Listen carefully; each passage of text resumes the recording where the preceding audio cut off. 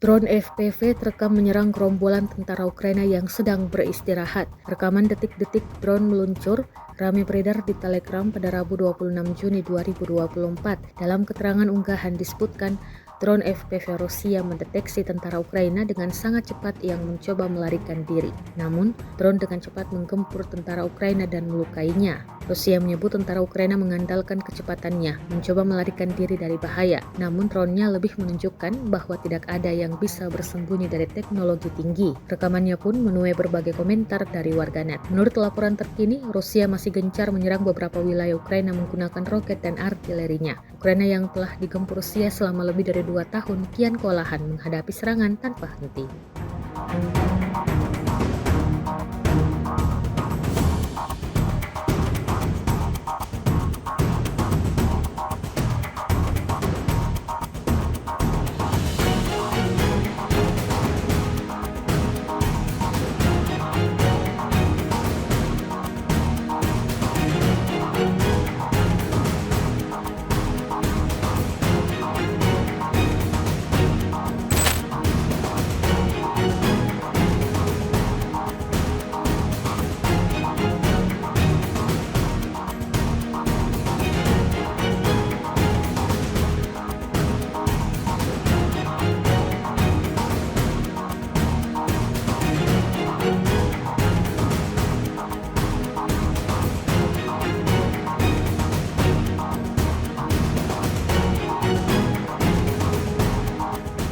Download Tribun X sekarang, menghadirkan lokal menjadi Indonesia.